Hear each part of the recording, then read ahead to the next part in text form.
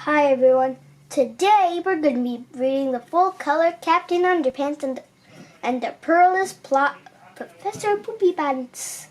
Yay!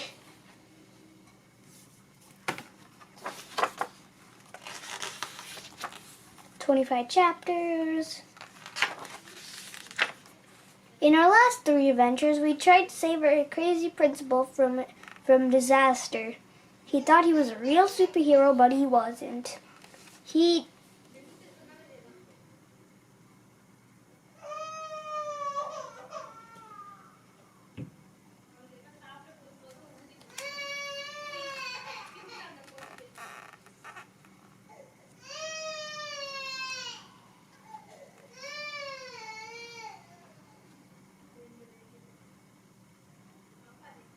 The top secret truth about Captain Underpants. Wait, we didn't think things could get any worse, but they did.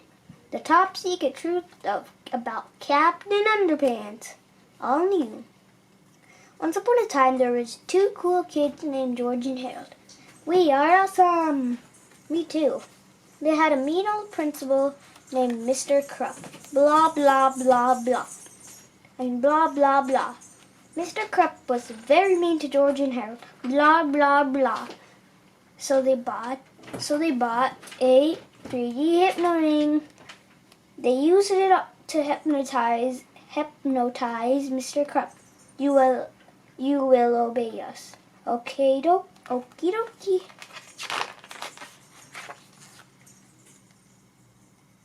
But they made a terrible mistake. Wrong spelling. You are now Captain Underpants. Okay, haha. Hey, come back, Mr. Krupp. Tra-la-la, tra-la-la. Mr. Krupp thought he was a real Captain Underpants, but he didn't have any superpowers. Stop, you big dummy. They had a lot of adventures. One time they even got attacked by a UFO.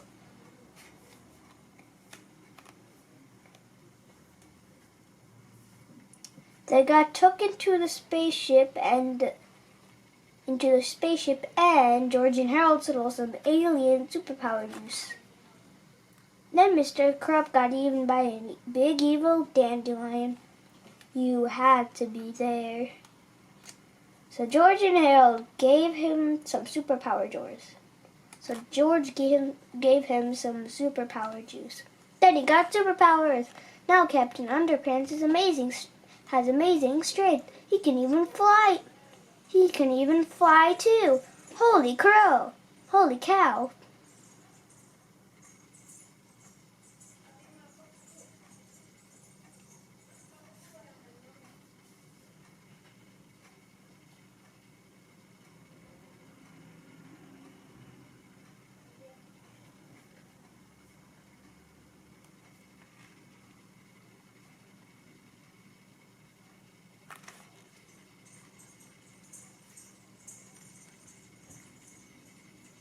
The only way George and Harold can stop Captain Underpants from causing trouble is pouring water on his head.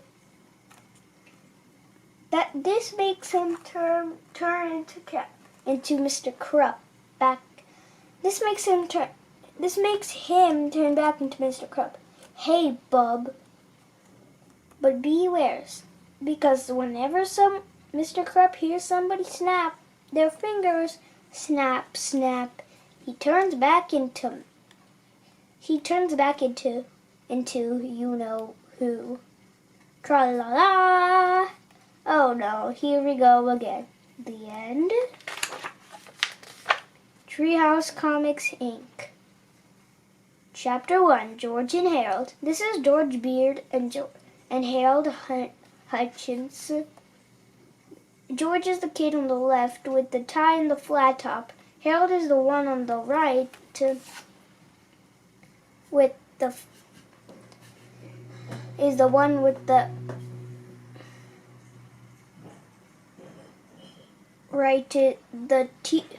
Okay. Harold is the one on the right with the t-shirt and the bad haircut. Remember that now. All of the experts of Jerome Horwitz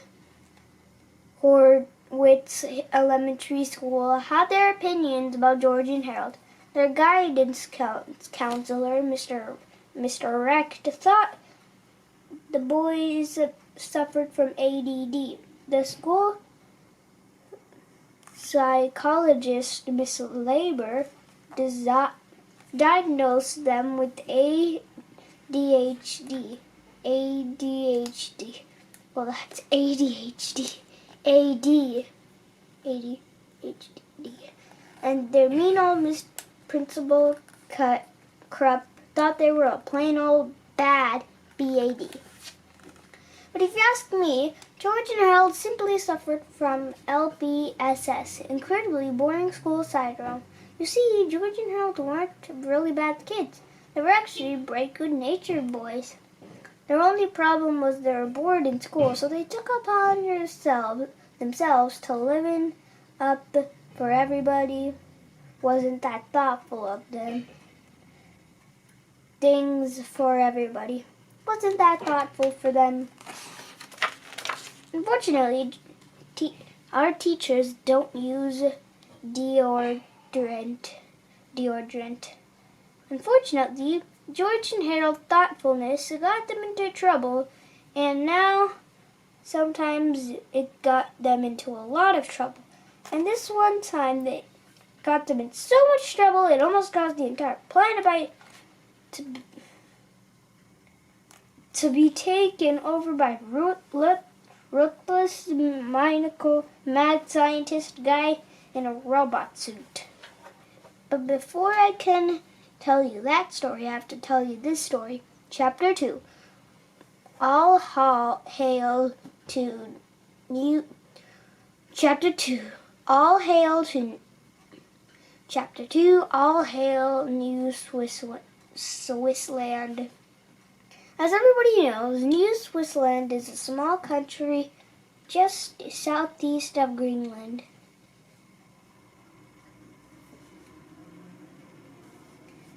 You probably know all about New Swissland's natural resource and systems of the government, but here's something about New Swissland that I will bet you didn't know. Everybody in New Swissland had a silly name. Just ask their president, the Honorable Chuckles Jingleberry, McMonkey Burger Jr., and his lovely wife, Stinky. Chuckles and Stinky. New Swissland.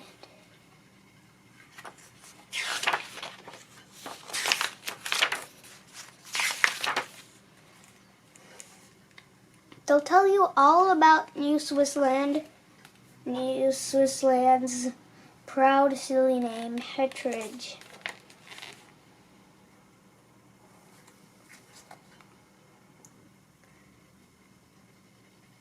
They'll tell you about the cultural significance, silly names, and they'll probably tell you a really, really long, boring story of how this stupid tradition got started. We'll skip that part, okay?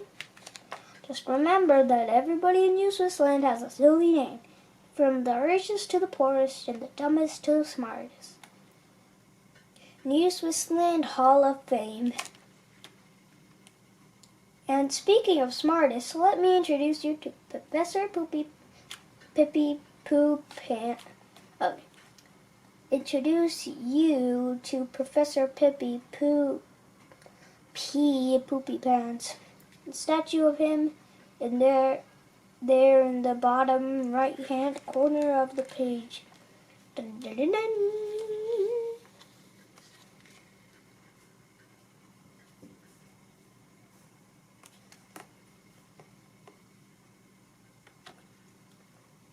Now Poopypants was probably the smartest person in all of New Swissland.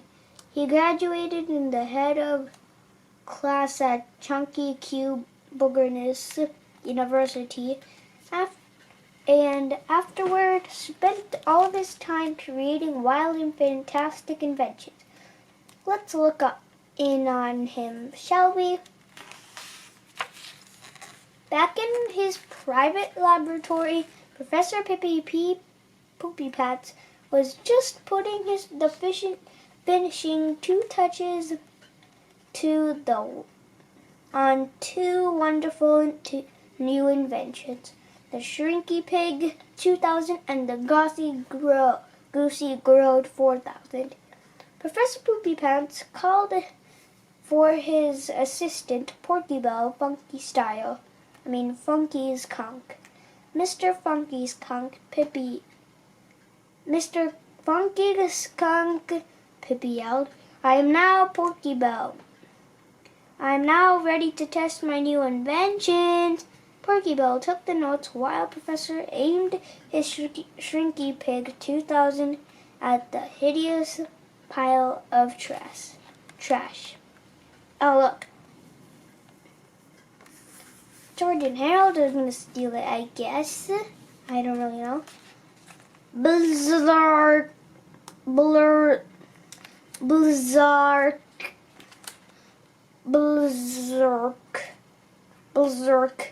A powerful beam of energy blasted the garbage heap. Suddenly, the large pile of trash size to the size of a gumball. Hooray, it works! It works, cried Professor Poopypants. Now I must try the Goosey Grove 4000.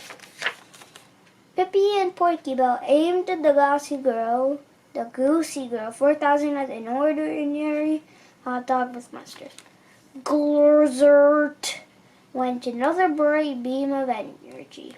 Suddenly, the hot dog grew and grew until it crashed to the walls of the laboratory. We did it! Exclaimed Porky Bell. What do you mean, we? Yelled Professor Poopypants. I did it. I'm the genius. You're just a lowly assistant, and don't you forget it. Sorry, boss, said Porky Bell. With these two inventions, exclaimed Professor Poopypants, I'll be able to solve the world's garbage problem and create enough food for everyone on the entire planet. Finally, it looked as if all of Earth's dilemmas would be fixed forever. But who would have believed in just a few short weeks Professor Poopypants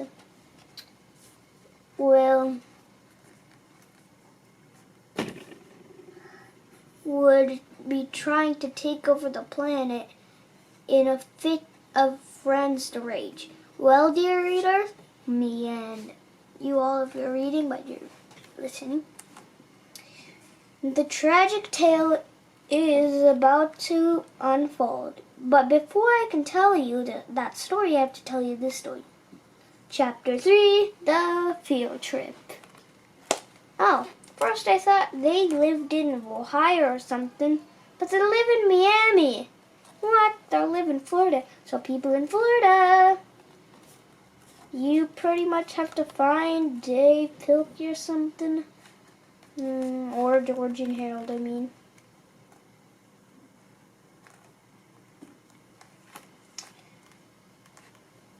Jimro Hortwitz Elementary School was having a big annual festival trip to Piqua Pizza Place. All of the kids had brought their permission slips and were lined up to get on the bus. George and Harold could hardly wait to eat the pizza and play video games all afternoon.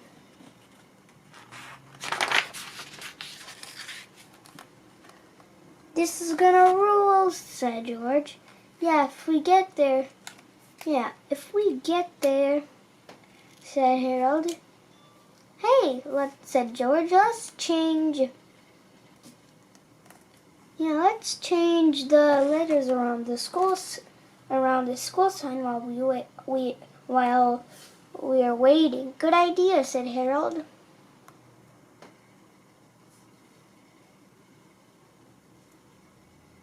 So George and Harold ran over to the side and began their thoughtfulness. Unfortunately, the boys didn't notice the dark, foreboding princess lurking nearby in the bushes.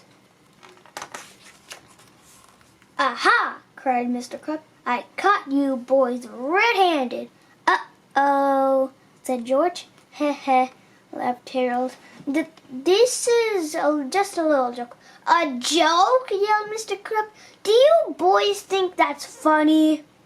George and Harold thought for a moment. "Well, yeah," said George. Don't you?" asked Harold. "No, I don't think it's funny," yelled Mr. "No, I don't think it's funny," yelled Mr. Crop.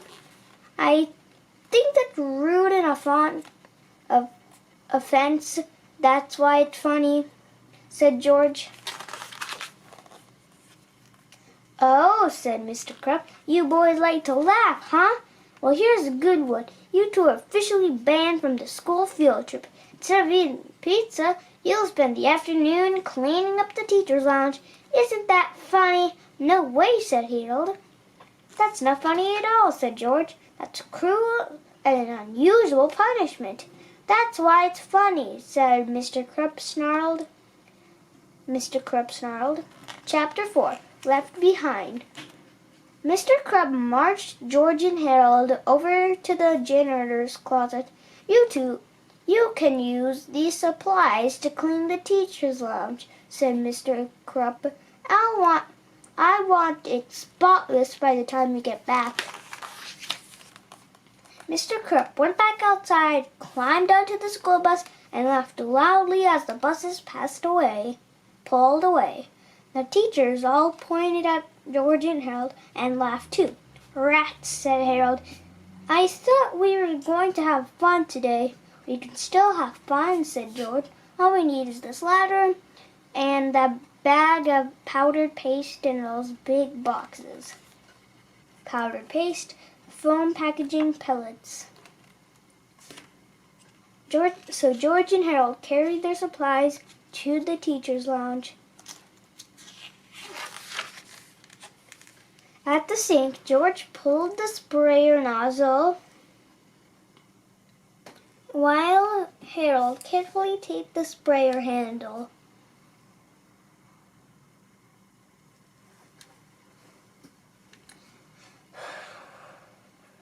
On position. Then the two boys put the nozzle back, making sure the sprayer head was pointed in the right direction. Next, George held the ladder steady while George climbed the ceiling up to the ceiling fan.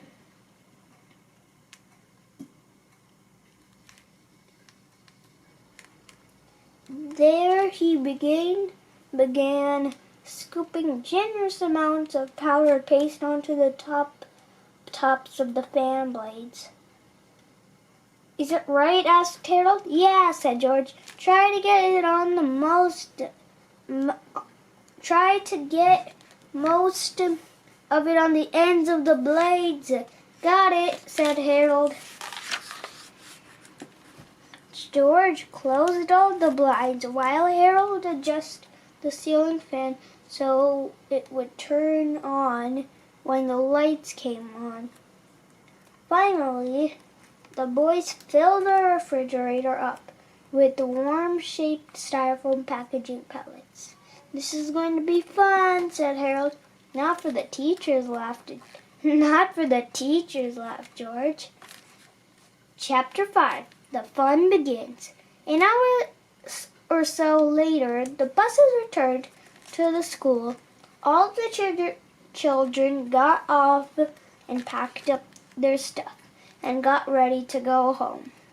Mr. Fide, the science teacher, was on school bus duty. The rest of the teachers gathered around George and Harold and began teasing them.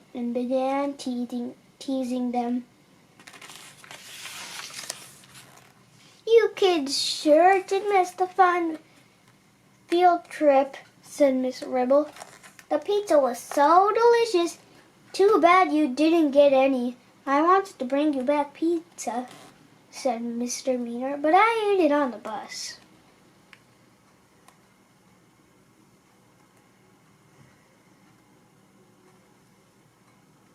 And he threw away the empty pizza box at George. And Harold's feet with the teachers howled. And Harold's feet and the teachers howled with laughter. Maybe you can lick off the cheese off the box. Maybe you can lick the cheese off the box, Mr. Krupp roared. And the teachers eventually got tired of taunting George and Harold, so they retreated to the teachers' lounge to relax. Hey, how come it's so dark in here? Asked Mr. Meaner. When you flicked the lights, the ceiling fan began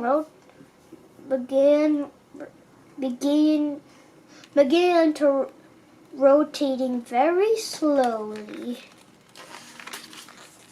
Miss Ribble went to the sink and turned on the faucet. Suddenly, the spray nozzle sprayed cold water all over her. Ah! She screamed. Somebody turn off the water! The other teachers sprang up and tried to help. They all got sprayed too. The ceiling fan was rotating faster now.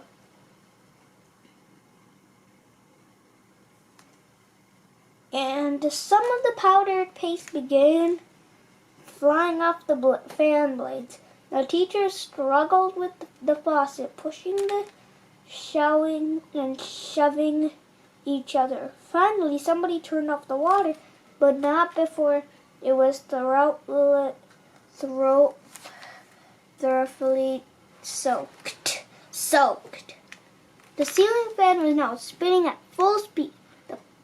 All the powder on the fan blades had been flung off, and now it was floating down onto the wet teachers. Hey, what the? Cried Mr. Meaner. What's all this sticky stuff? Yelled Mrs. Anthrope. By now, all of the teachers were covered in gooey, sticky paste. It didn't take a genius to know that George and Harold were behind all this. Those brats not have touched my diet soda, Miss Ribble shouted. Those brats better not have touched my diet soda, Miss Ribble shouted. She dashed to the refrigerator, swung the door open. Swish! Suddenly, thousands of tiny styrofoam pellets flew out of the room. The wind from the ceiling fan blew the pellets around and around. Naturally, they landed on the stickiest things in a room. The teachers. Wow.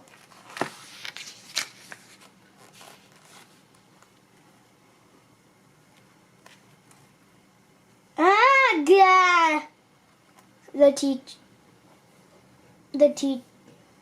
They ran out of the teacher's lounge, screaming and yelling. George and Harold saw what looked like a group of giant evil snowmen heading straight towards them. I've got a good idea, said George. What? Asked Harold. Run, said George. Chapter 6. Bye-bye, Mr. Fide. The next day, George and Harold's science teacher, Mr. Fide, knocked on Mr. Krupp's door. What do you want? Barked Mr. Krupp. I've come to reside, Mr. Krupp, Mr. Fide. I just can't take it anymore. Now hold on, Bub, Mr. Krupp. Being a teacher is hard work. You can't just quit your job when things aren't. You don't understand, Mr. Fide. I think I'm cracking up. What do you mean? Said Mr. Fide. I don't think I'm cracking up. What do you mean? Asked Mr. Krupp.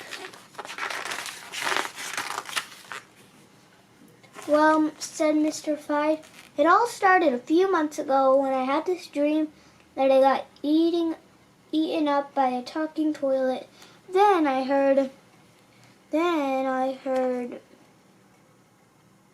cats and dogs meowing and growling in the classroom. Then I imagined the school got flooded with sticky green goop. And yesterday I thought I saw a group of Audubon snowmen chasing two boys down the hallway. Now just wait a minute, Morty, said Mr. Croc. All that can be explained. And a few days ago, said Mr. Fide, I thought I saw a big fat bald guy in his underwear fly out the window. Holy crow, said Mr. Croc, you are crazy.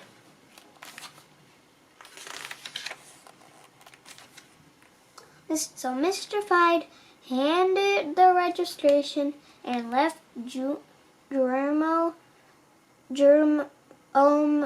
Hertwitz Elementary School for the greener pastures of the Poigra Valley, home for the reality challenged. Now, where am I going to find a new science teacher of such short notice? Said Mr. Krupp.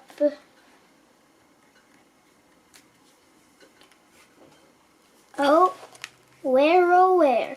Chapter 7. Here, oh here. Remembering that Professor Poopypants was telling you back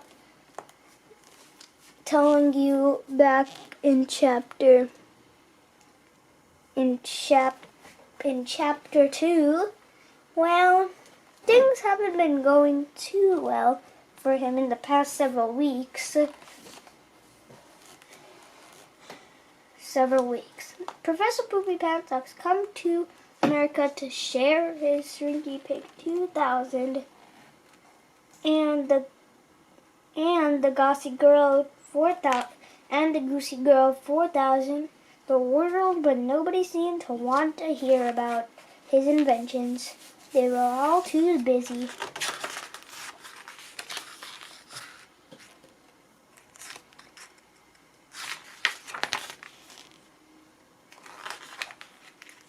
Laughing at his silly name, poor Poopypants had been laughing out every major scientific institution in the U.S. He'd never been giggled out to Georgetown, howled out of Harvard, yunkled out of Yale, snickered out of Stanford, and chuckled out of Chattanooga State Technical Community College. Ha ha ha ha ha, ha ha ha ha, hee hee, ha ha ha. Professor Poopypants was running out of money, and there was no place left for him to turn. Then one day, Professor Poopypants walked into a New York coffee shop and picked up a newspaper. And like a message from heaven, Poopypants found his answer. That's it, he cried. I'll become an elementary school science teacher.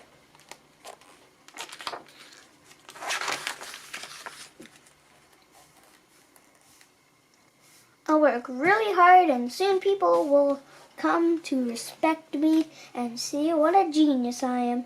Then I can introduce my great inventions to the world.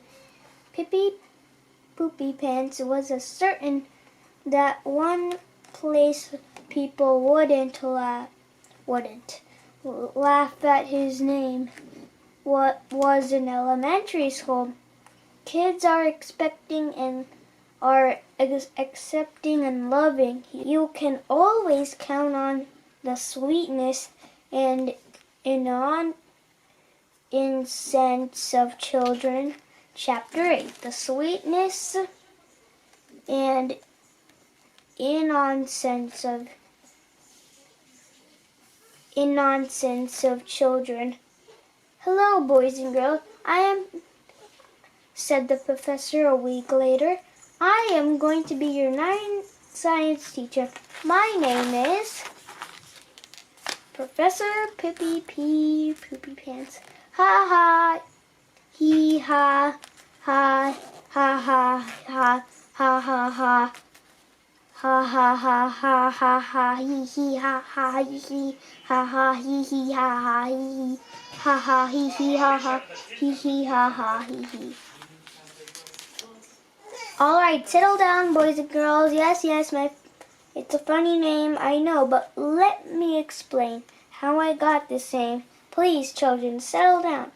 It's not that funny, let me assure you. Boys and girls, stop laughing. All right, I'm going to count to 10, and when I'm done, I want all of you to be quiet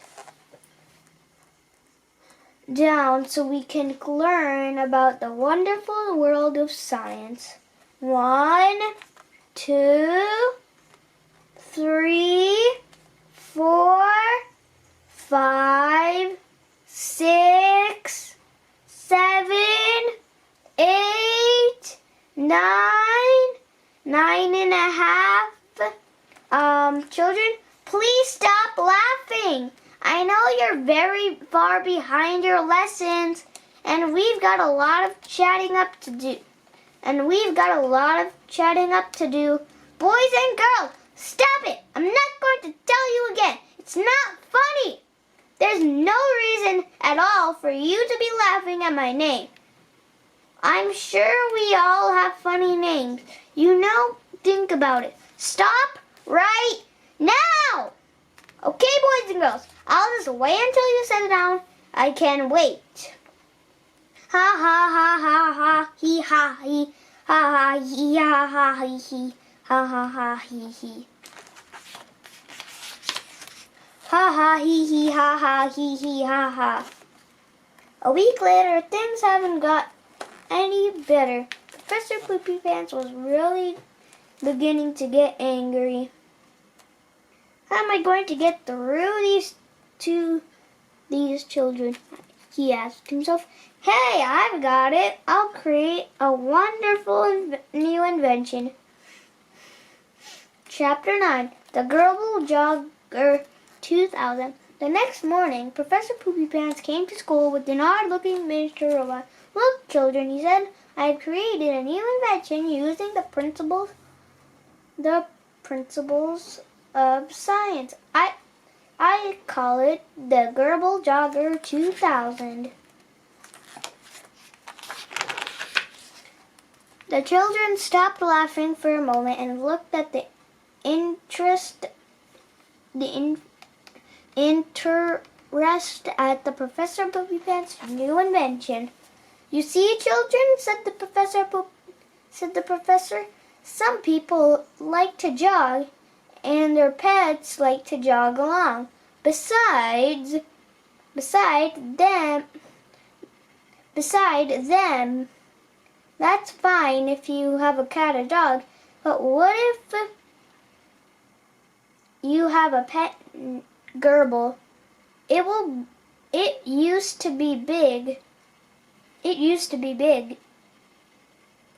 be a big problem, but not anymore. Professor Poopypants opened the glass dome of the Gerbil Jogger 2000 and inserted a cute, fuzzy gerbil. The gerbil pushed his tiny legs against the simple controls, and suddenly the machine came to life. And in no time at all, the gerbil was jogging around the classroom in his robot suit. The children were delighted. Wow, said Connor Manchin. Science is cool. All of the other children agreed. Poopy agreed. This is wonderful, thought Professor Poopypants. I've reached them. Now I can teach them. Excuse me, said George to the professor. What's your middle name? Said the professor. Probably. Is Pee-Pee. Why do you ask? Ha ha ha ha ha ha hee ha hee ha ha ha ha hee hee ha. At the point, the children picked up where they had left off, laughing at Professor Poopypants' ridiculous name. The professor began to shake with anger. Tiny veins in his forehead started growing. His face turned bright red. "I can't take it! Can't take much more of this," said the furious professor. Said through the clenched teeth, "I think I might blow a fuse if one more thing happens." Chapter 10. Just one more thing. Soon afterward, in reading class, the children all heard a story. Pied Piper of Himelian. "You know," said George, "that story gives me an idea." So George began working on their newest comic book. That afternoon, they snuck into the office and ran off copies of their new adventure to sell on the playground. And everything would have been just fine if one of the third graders, which I'm going to be one and school is going to start soon, hadn't left his copy lying around in the hallway. Chapter 11. Captain Underpants and the Pied Pooper of Piqua. P. By George Beard and Harold Hutchins. Captain Underpants and the Pied Pooper of Piqua. Once upon a time in the city of Piqua, Ohio, there was a science teacher whose name was Poopypants. "My middle name is Pee-Pee." Everybody laughed at his name. Ha ha ha ha. This made Pippi mad. "I'll show them." So he built an army of Gerbil Jogger 2000s and put a Gerbils inside each one. "Hey, man!" But he couldn't make them do any evil stuff. Rats. Tap, tap. Then he thought of an evil plan. But of course, he made a bunch of little headphones and put them on the Gerbils. Hey! Soon Professor Poopypants' army of Gerbil Jogger 2000s were off on an evil rampage. They all headed straight for the school. Ha ha ha ha ha ha. Help! The Gerbil Jogger 2000s broke in the cafeteria. They just knocked over some cupcakes. And now they're attacking the gym teacher. Somebody, quick, save the cupcakes! Professor Poopypants and his evil army rounded up all the children. "Follow me! Ha ha ha!" "This looks like a job for Captain Underpants!" "What seems to be the problem?" I'm taking these kids to be my slaves." Who do you think you are? I'm Professor Poopypants." Ha ha ha ha ha ha ha ha ha ha ha ha ha ha ha ha ha ha. Professor Poopypants was really mad, so he pressed a button on his bow tie. Click, ha ha ha, and his bow tie transformed him into chugga chugga, a whoosh whoosh, giant, vroom vroom, cyborg, ha ha, ka-chunk, ka-chunk, ha ha ha ha. Uh-oh, they had a big fight, but Captain Underpants was faster than a speeding waistband.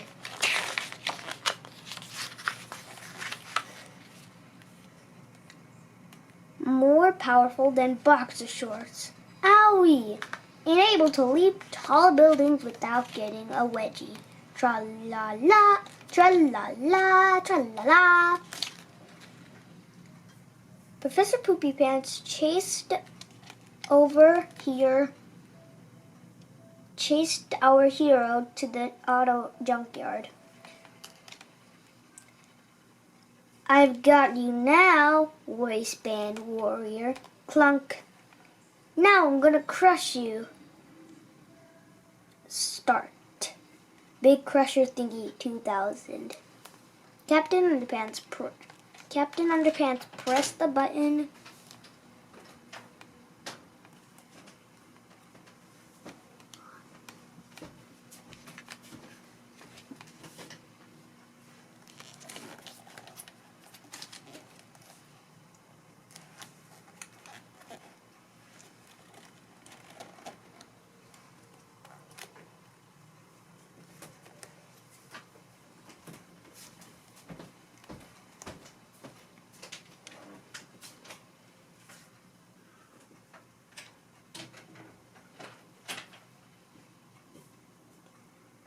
Press the button on his utility wristband.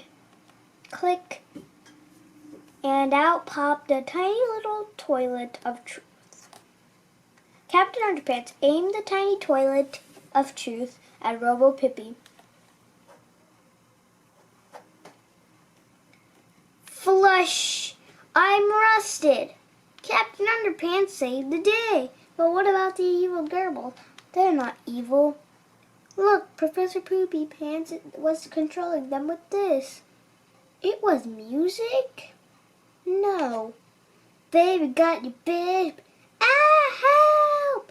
Please make it go! Make it! Please make it! Please, God, make it stop! This would make anybody turn evil? This would make anybody turn evil? So Captain Underpants destroyed the controller. Haliola!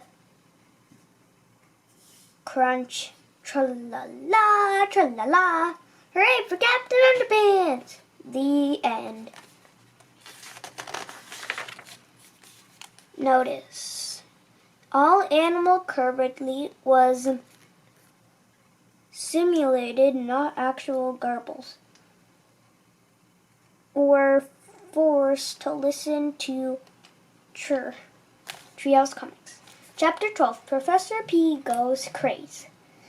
In his entire life, Professor Poopypants had never been angry as he was at the very moment. As he stood in the hallway, something inside his fragile brain snapped. He began shaking and sweating uncontrollably.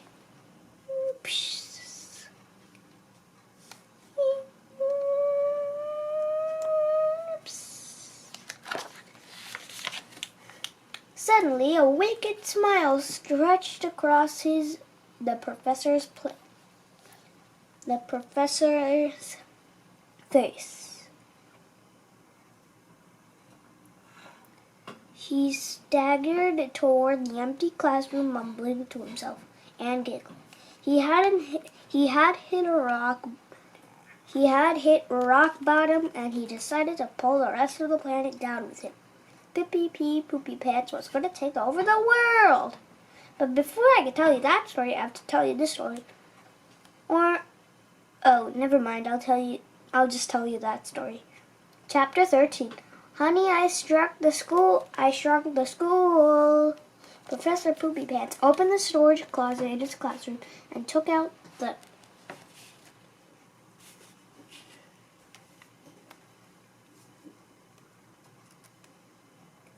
Shrinky Pig 2000 and Goosey Girl 4000.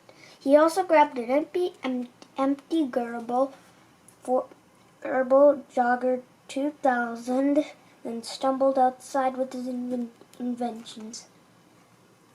The crazed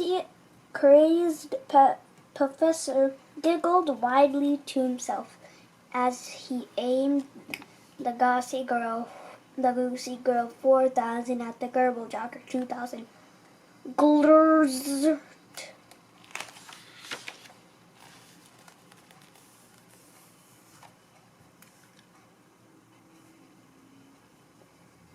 Suddenly, the Gerbil Jogger 2000 grew.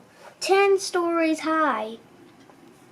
Wow.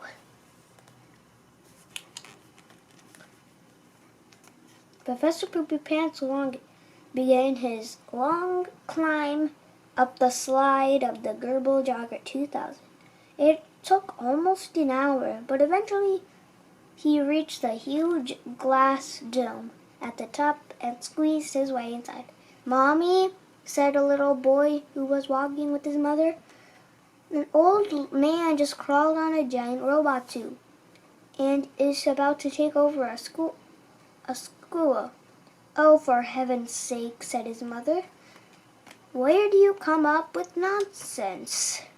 Next you'll tell me a giant man in his underwear is fighting a huge robot in the middle of the city." Professor Poopypants was now in control of the colossal Gerbil Jogger 2000. He reached down with his mighty arm and picked up the Shrieky Pig 2000 and aimed it at the school. Berserk! Just then George and Harold looked out the window. "Hey," said George, "isn't that the Gerbil robot thingy?" "Yeah," said Harold. "Why is it so big?" "I don't know," said George, "but it's getting bigger by the second."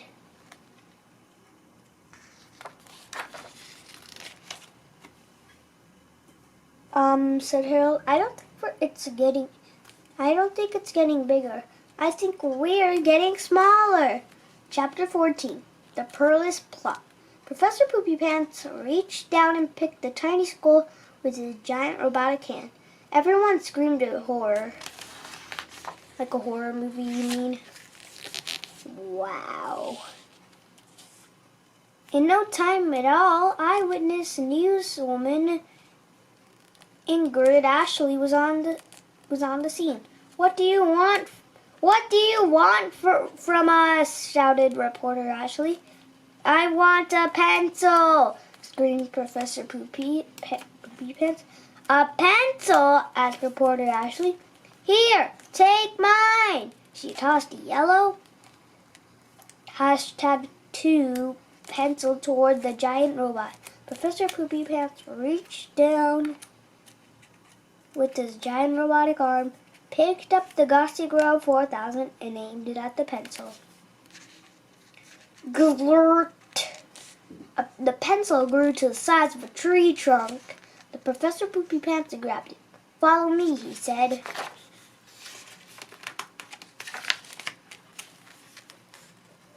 The giant robot led the news crew to the center of downtown Piqua. There he found 3 large white billboards. He put down the Shrinky Pig 2000 and the Goosey Girl 4000 and began writing on the billboards with his giant pencil. Chapter 15. The name change chart 2000. Professor Poopypants spent several minutes jotting down a complex code on the 3 giant billboards. George and Harold, along with nearly 1,000 of their fellow shrunken students, watched their mad professor from the terrifying clutch of his giant robotic hand.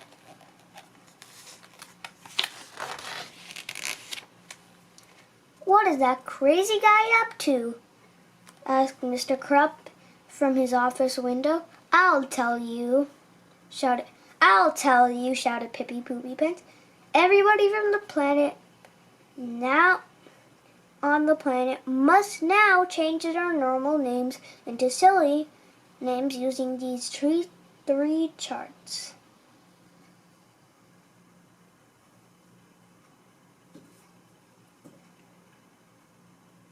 Anyone who refuses will get shrunk."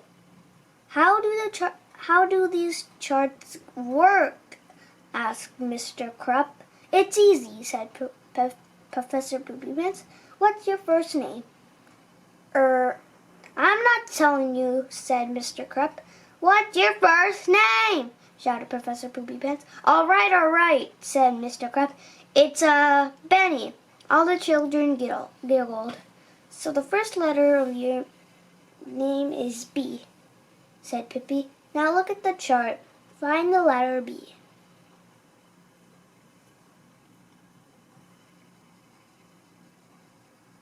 Okay, here's B. If you can't see it, Mr. Crab looked at the chart. It says B, Lumpy. He whined. Good, said Professor Poopypants.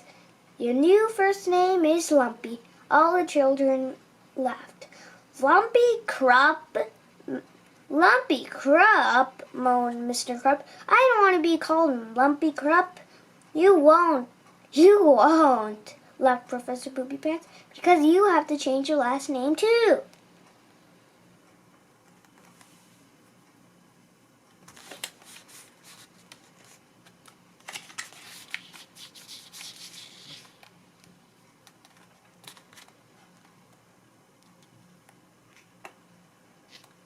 Said the professor, which starts with a K and ends with a P.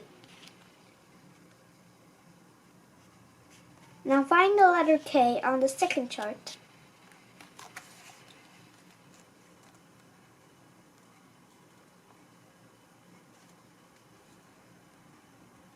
Here's K, if you can't see it. And find the letter P on the third chart. Okay, here's the third chart. So here it is at the last row of P. So it's going to be B, BKP, okay?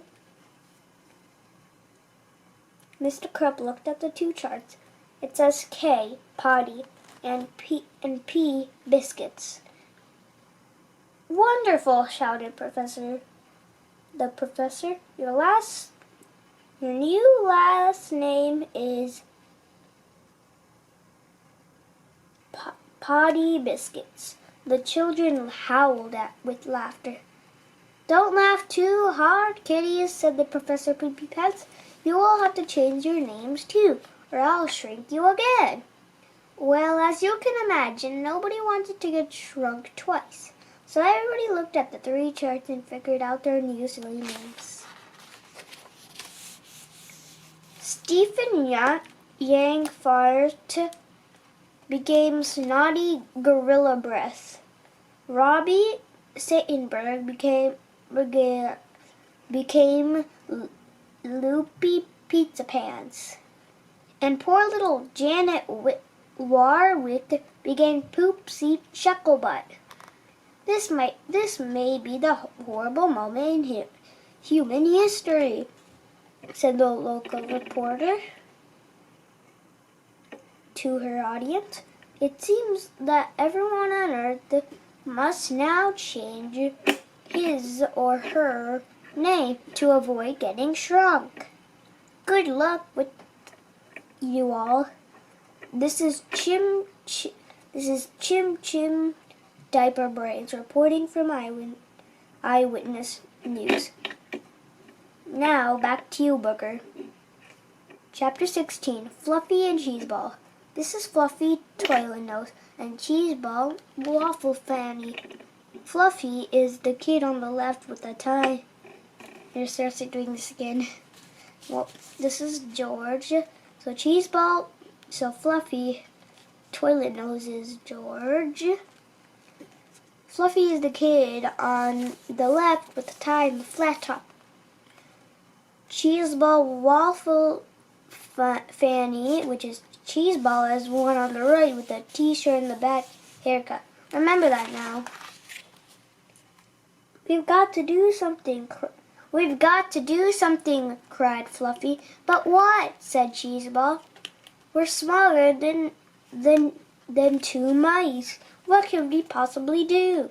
Let's go find our old friend, Captain Underpants, said Fluffy. So Fluffy and Cheeseball ran to Mr. Potty Biscuits' office and found him covering under his desk. "I can't believe it, I'm about to do this," said Fluffy, "but here goes nothing." Fluffy snapped his fingers. Snap! Suddenly the strange change came over Lumpy Potty Biscuits. His worried frown quickly turned into a heroic smile. He rose from behind his desk and thrust out his chest. In no time at all,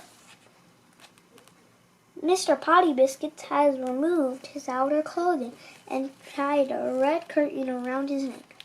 "Tra-la-la!" sang the hero, Captain Underpants is here! "Cool," said Cheeseball. But now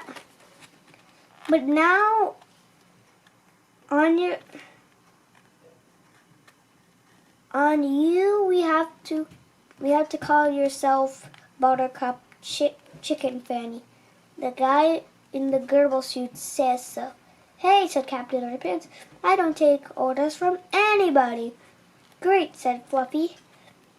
"Now fly out of that window and bring back the big machine thingy with the lava lamp on it too."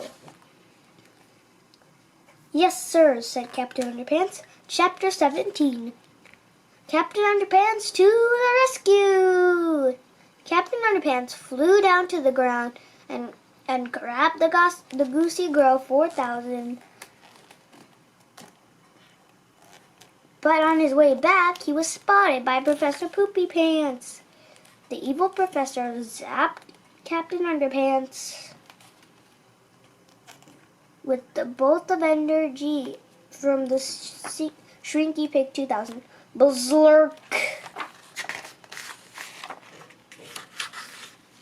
Suddenly, the waistband of Wario began to shrink even smaller.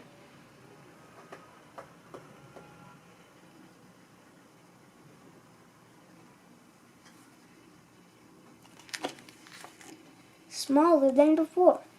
He flew back to the tiny school carrying an extremely small Goosey Girl 4000. And then he dropped it into Fluffy's hand.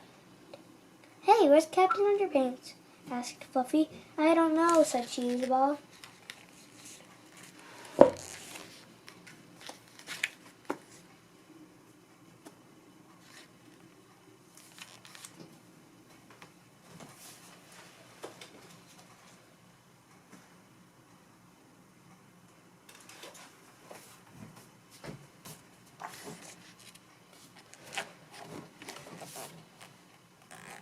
"I think he got shrunk so small that we can't even see him anymore." "Well," said Fluffy, "at least we have this little invention thingy." "How's that gonna help us?" asked Cheeseball. I saw Professor Poopypants use it and make that pencil grow really big," said Fluffy. "It's our only hope of getting back to normal size." "I hope it still works," said Cheeseball.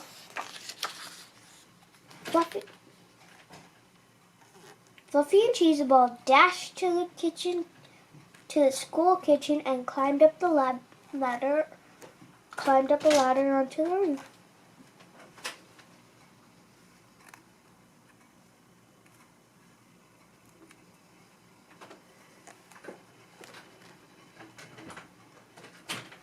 Maybe if we zap the school with this thing, everybody will go back to a normal size," said Fluffy.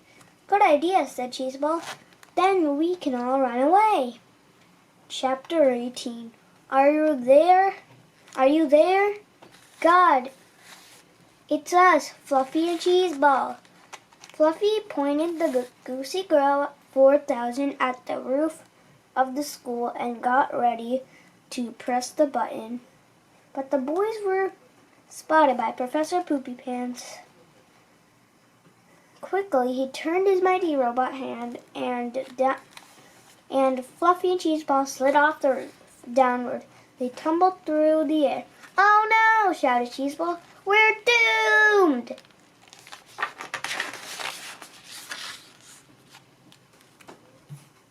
Wait a second, cried Fluffy. Do you have a piece of paper on you? Yeah, screamed Cheeseball. Right, it's here in my pocket. But what good is it going to do to us? Quick, cried Fluffy. Fold it into a paper airplane. What kind of paper airplane? Airplane asked Cheetah. Any kind, screamed Fluffy. Just do it now! Quickly, Cheeseball folded the paper into a goofy-looking glider. How's this? He screamed. Great, yelled Fluffy. Now hold it steady.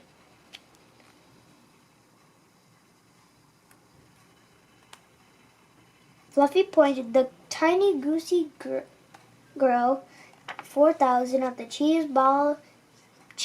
Cheeseball's airplane, and he pressed the button. Glurt! Suddenly, Cheeseball's airplane grew to an enormous size.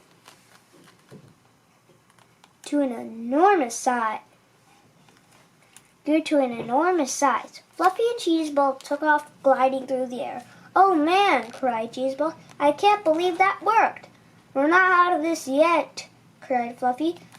Chapter 19. The Flight of the Goofy Glider. Fluffy and Cheeseball had to admit that was pretty cool flying over the city streets on a paper airplane. They didn't even seem to mind the fact that they were only an inch tall. But you can probably imagine the boys' concern that they started heading straight to a wood chipper. Oh no. Oh no, cried Fluffy. We're gonna get wood chippered to death. Cheeseball couldn't look. He put his hands over his eyes and waited for the inevitable. Suddenly, swoosh! The paper airplane swerved sharply and missed the wood chipper altogether. Hey, cried Fluffy. How did that happen? I don't know, said Cheeseball. I'm not steering this thing. The boys had barely caught their breath when a small dog noticed the airplane and came running after them. Oh no, cried Cheeseball. We're gonna get eaten by a wiener dog. Fluffy covered his eyes this time. He clump. You wouldn't. But wouldn't you know it? The airplane surged sharply upward out of the range of the little dog altogether. No, said Fluffy. It must be the wind. Finally, the paper airplane landed in a wet, sticky pile of hot black top. Yuck, said Fluffy. What could be worse than getting stuck in a pile of blacktop? Maybe getting crushed by a big stream or thingy, said Cheeseball. You're sure you have active imagination, said Fluffy. No, I don't, said Cheeseball, as he pointed upward. Look! Oh no, screamed Fluffy. We're gonna get steamrolled to death. Just then, the boys were yanked up by the backs of their shirts and carried off, cried Cheeseball, carried off through the air to safety. Something got a hold of us, cried Cheeseball, but I can't see what it is. It must be Captain Underpants, said Fluffy. We can't just see him because he's so small. Hey, said Cheeseball. Oh, I bet he was steering the airplane out of danger. Wait, hold on, let's see that. Nope, couldn't see him. Something's got, okay.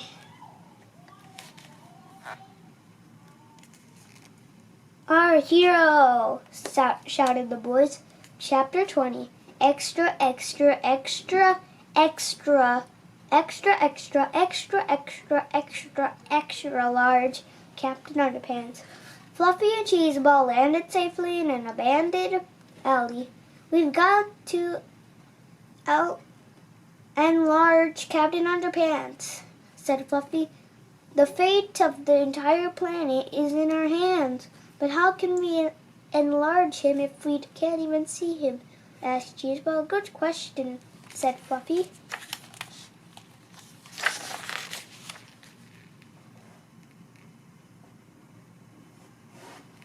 Wait, said Cheeseball. I've got an idea. He called out as loud as he could, Captain Underpants, we can't see you, but if you can hear us, fly over and land on my finger. We have a machine that can make you big again. The boys waited for a few seconds. Look, Fluffy, said Cheeseball. There he is. He is, see? He's that little tiny speck on my finger. Now just aim the machine at the little speck, but don't zap my finger. Glurt. Oops. Sorry. The good news is that Captain Underpants has grown larger and was now visible. The bad news is, well, let's just say that Cheeseballs was going to have an awful hard time picking his nose with his right hand from now on. Fluffy gave Captain Underpants a few more shots from the Goosey Girl 4000.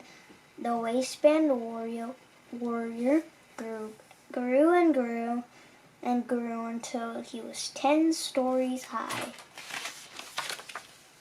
Finally, the colossal captain headed towards the preposterous professor. A showdown was about to begin.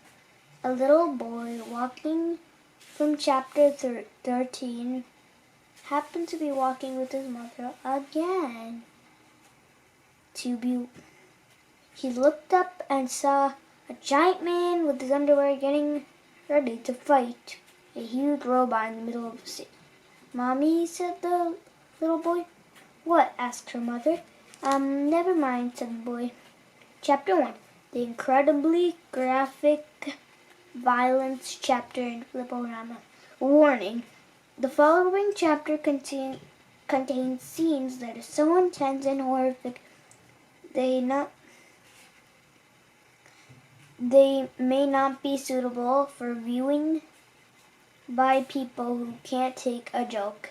If you are easily offended, or if you tend to blame all the society's evil on TV shows and cartoons characters, please run your nearest supermarket and get a life located in Get Real section next to clues.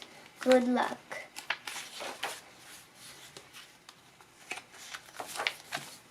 Flipporama 1. Professor Poopypants packed a powerful punch.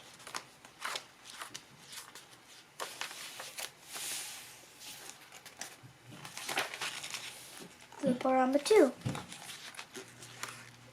Butt in the head button hero halted the horror.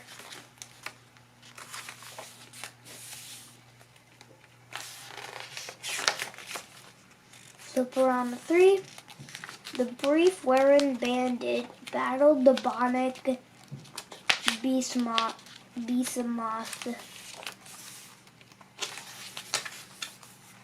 Flipporama 4. The Waistband Warrior won the war.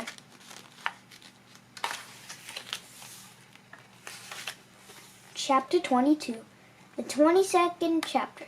Professor Poopypants has been defeated. And everybody in the school cheered wildly. They were still small, but at least they got their old names back. I'm sure glad I don't have a silly name anymore, said Miss Ribble. Me too, said Mr. Recht. Hooray, cried George. Let's give Captain Underpants a big hand. Harold was not amused. Oops, said George. Sorry.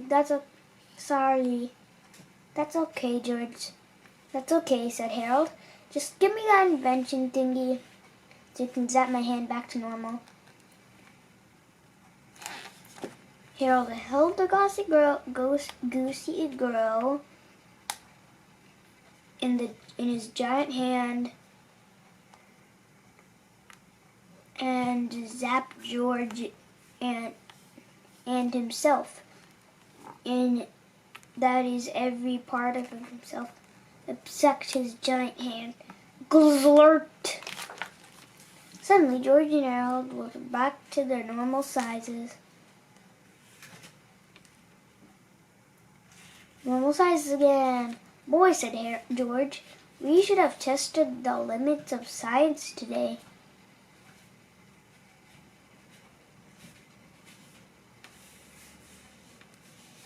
Yep, said Harold, and the limits of your reader's willing suspicion of disbelief. Yeah, said George, that too. The school carried it back to where it belonged. George and Harold got ready to zap the school with the Goosey Girl 4000 while Harold prepared to zap the Captain Underpants with the Shrinky Pig 2000. I hope this works, said George. Me too, said Harold. Chapter 23. To make a long story short. It did. Chapter 24. The chapter before the last chapter. George took Captain Underpants over the bushes behind the school and ordered him to dress back like Mr. Crab. Let's go, Bug. We haven't got all day. Then Harold had some fun with the garden hose. In no time, said Mr. Crab was back in his old nasty self again. Soon the cops showed up to arrest Professor Poopypants. There's one thing we don't understand, said George to the professor. Wouldn't it have been smarter to change our own name instead of forcing the rest of the world to change theirs? Gosh, said Professor Poopypants. I never thought of that. A few weeks later, George and Harold received a letter from the Pikewell State Penitentiary. I mean, you can read this because I don't really know how to read cursive, even though I'm in 3rd grade, if some of you know. But I never learned cursive, so sorry. You might have to pause the video and read it on your own. Ha ha hee ha ha hee hee ha ha hee hee ha ha hee hee ha ha hee hee ha ha hee hee. Chapter 5. The chapter before the last chapter. You know, said George, I really learned something today. What's that? Asked Harold. I learned that it's not nice to make fun of people, said George. Wow, said Harold. I think this is the first time one of our stories have become mortal.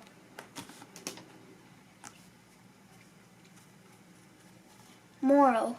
Probably the last time too, said George. Let's hope so, said Harold. But George and Harold had forgotten about the other moral they have learned a long way, which is don't ever hypnotize your principal, because if you do, your life can go from bad to worse. Snap, snap.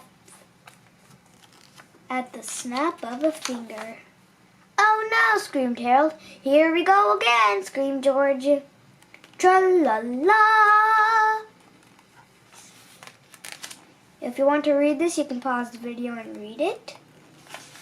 If you want to read this, but it was in the book, you can read this again if you want. And I'm going to read this also. Coming next, from George and Harold. The graphic novel that started it all. When we were in kindergarten, we first made up our first hero ever, Dogman. Me too. Then next year, Dogman will star in his first full-length graphic novel. So wag your tails and howl at the moon. The Adventures of Dogman is coming soon. Get ready for action, suspense, romance, sniff, sniff, and laughs. Laugh your tails off. Read it to your dog. And then fetch your copy soon. 2016 is the year of Dogman. Here's all the other Captain Underpants. You can read this if you want and pause the video. Bye everyone. I'll see you next time on another book. And the hint is it's going to be one of the Diary of the Wimpy Kids. And subscribe to the channel if you're new. Hit the like button on this video and share this video with your friends. See you later.